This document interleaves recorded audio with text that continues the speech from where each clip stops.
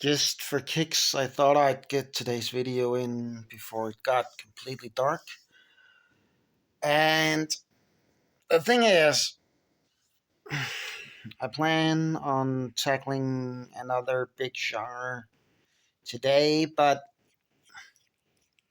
I'm not really going to go into the full depth of the genre because the genre on its own because it has an interesting relation to the cyberpunk genre I already talked about. I don't know if I should say I or we, but that's not important. The genre is post-apocalyptic, and to many people, the divide between post-apocalyptic and cyberpunk is actually pretty thin because of the idea that cyberpunk is basically after everything's gone wrong anyway. So cyberpunk is post-apocalyptic, but the post-apocalyptic genre I'm thinking of is the one I like to call dust punk, which is very much inspired by the Mad Max movies.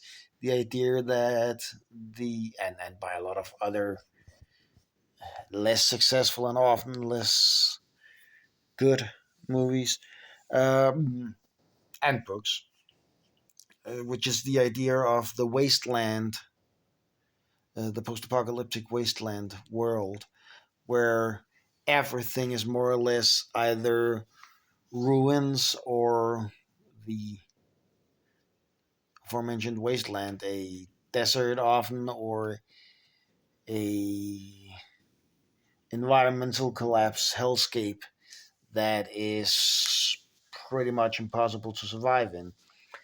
And a lot of the experiences, a lot of the story beats in post-apocalyptic fiction are very similar to cyberpunk. The isolation is there as well, but the isolation in post-apocalyptic fiction is more physical, more tangible, and less social. In fact, a lot of settlements in post-apocalyptic fiction are by necessity far more social, and people are far more connected. So it kind of reverses things because a settlement in a wasteland would need to have some kind of internal, I wouldn't say culture, but internal social dynamic in order to function. Everybody cannot be isolated within such a small settlement and the settlement still working. Everybody has to be part of something in one way or another. So in a way it flips the cyberpunk isolation theme on its head in that you're physically isolated. There is no sprawl. There is no abundance of other people to surround yourself with. But on the other hand, you are not as isolated among the people that you're surrounded by as you are in Cyberpunk. And now I'm yawning again. I haven't yawned since I did the video last night, or last evening. But a lot of the flavor of post-apocalyptic fiction is, well, first of all, there is the what I like to call a shallow flavor, which is all the talk about what went wrong, how the world fell apart, and both both understood as the reason for it and the way in which it happened, what caused it to fall apart, and how did the apocalypse unfold as it did. And that is interesting stuff, but it is in the end shallow because it's something that is usually more tell than show. It's not something that you see unfold unless you're placing the story during the apocalypse, but that then it's not post-apocalyptic, then it's pre-apocalyptic or just apocalyptic. If it's a post-apocalyptic wasteland story, then the world has already fallen apart, and all you get are the ruins. But they can tell a story, sure, but that story is kind of that has already happened. The main story will be what is happening in the wasteland as it is now. So that's kind of a shallow theme or whatever you want to call it. The deeper themes of the deeper, oh, I forgot the word, the deeper elements of post apocalyptic fiction usually deal with how survival is achieved and what level of survival is achieved. Do people have enough to eat? Are there clashes and feuds? Is there infighting, or is everything regimented? Is it a tyrannical settlement that is ruled by an iron fist, or do people get along?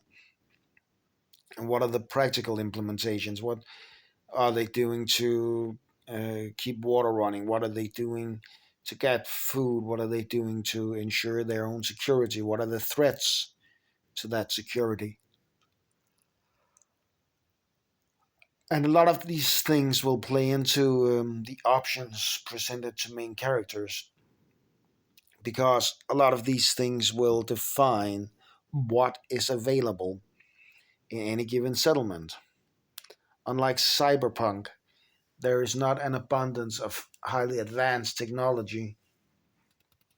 There are likely not going to be vending machines with everything you need around every corner,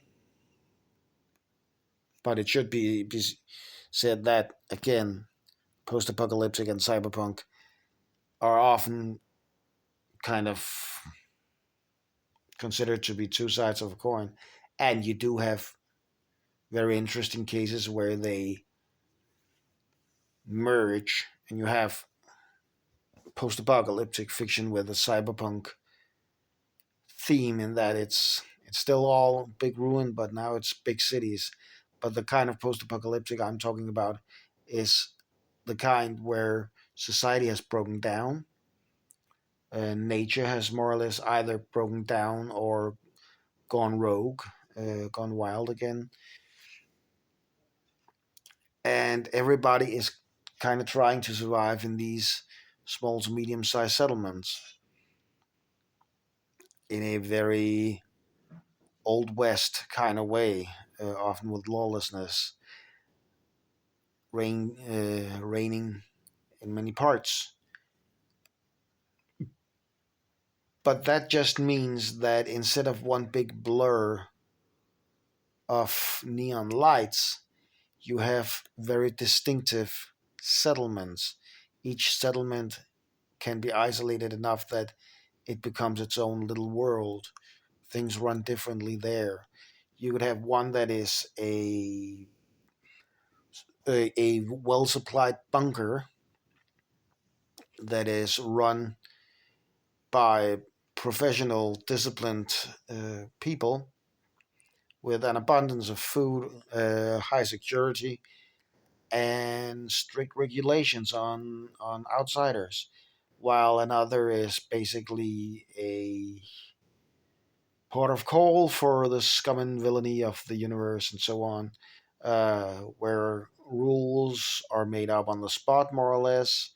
Everything is chaotic. Nobody really has enough to get by, but somehow people manage to survive nonetheless.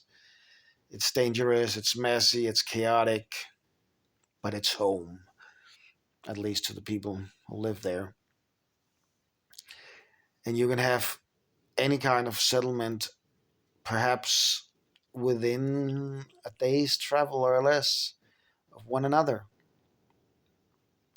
because the wasteland or whatever is between them is sufficiently harsh to cross.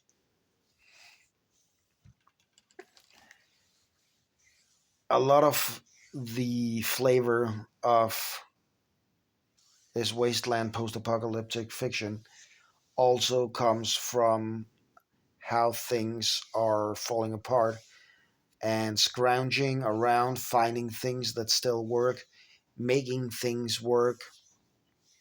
This does play into the settlements as well, of course, since settlements will be putting a lot of effort into making things work.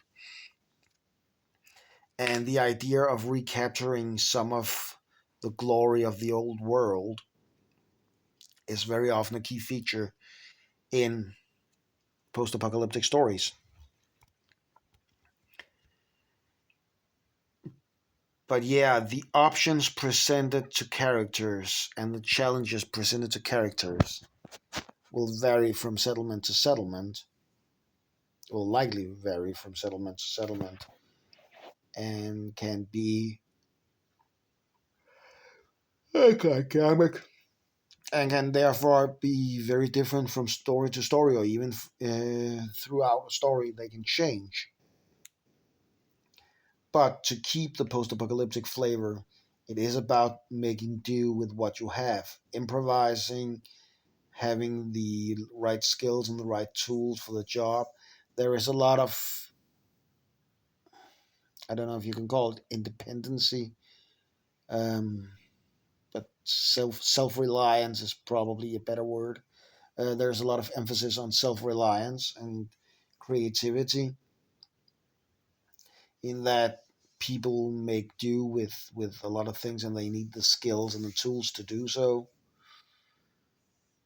And this again plays a bit into the cyberpunk idea of being able to find experts, because a good hero might well be one who has connections in a few settlements to get things done, know the right experts, and so on.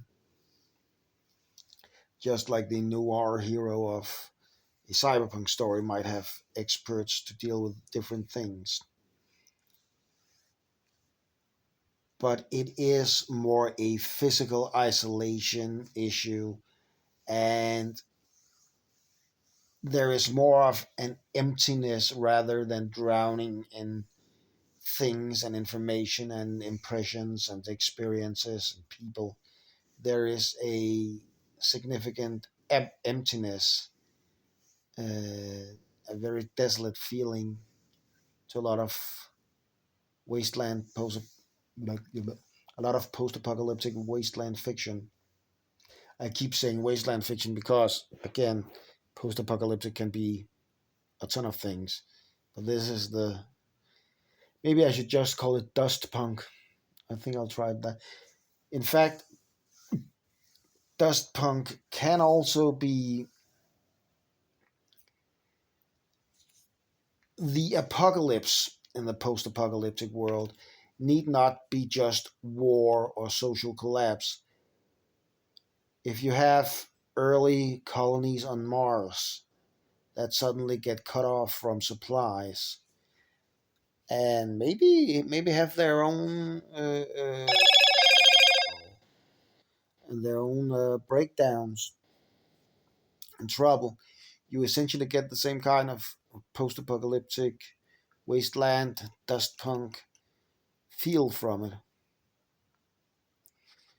The point isn't that there has been a specific kind of apocalypse.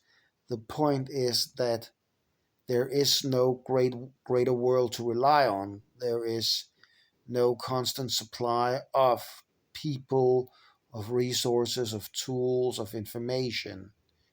You have to make do with what you have. You got to improvise. You got to scrape things together from very little.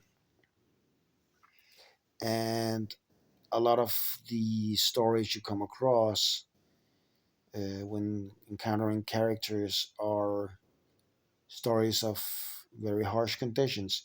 They may be that in Cyberpunk too, but Cyberpunk has more of a social mobility, in that there are many different layers of society, whereas post apocalyptic stories usually have only a few layers. Society isn't that complex.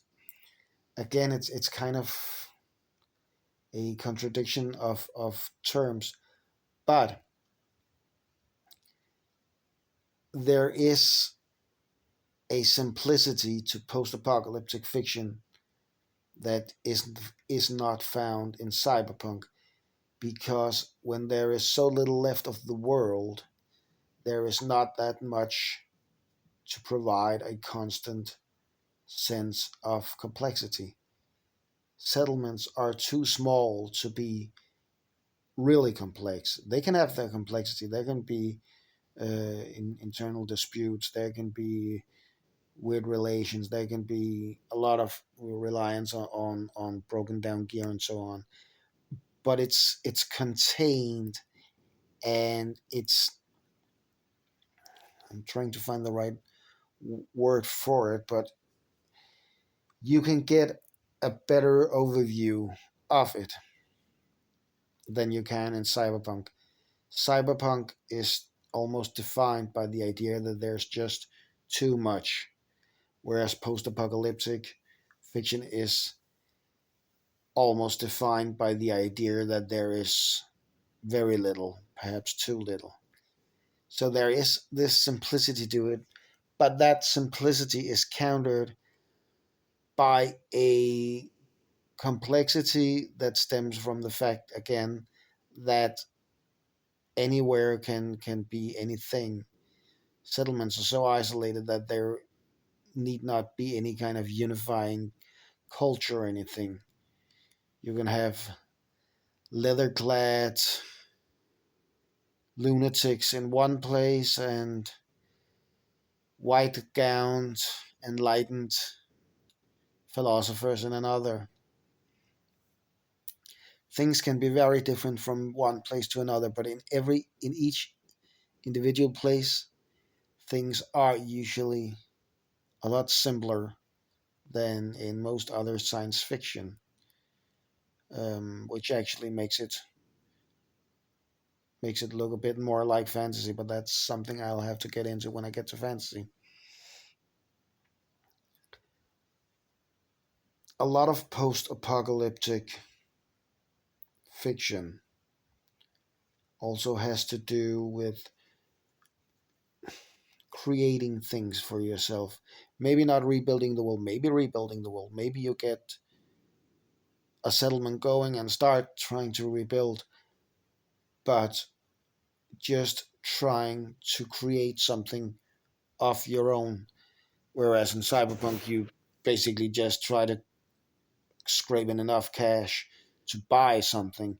Here, you need to get all the pieces together to actually put something together yourself. Or, as I mentioned, a character may know others who can help put something together. So it's very much about isolation and simplicity in a world that is nonetheless kind of complex because different simplicities in different places, and creating things with very little. Not surprisingly, there's a lot of survival feel to it, but it is a world with technology and society and so on in it. It's just cranked down to a whole different level than what we're used to. Everything suddenly becomes important. Everything needs to be used. You need to know the value of everything, and you need to know how to figure out how to get things done. I'm not sure how clear that was. I don't think my head is that clear right now, but those are some thoughts to keep in mind in post-apocalyptic fiction.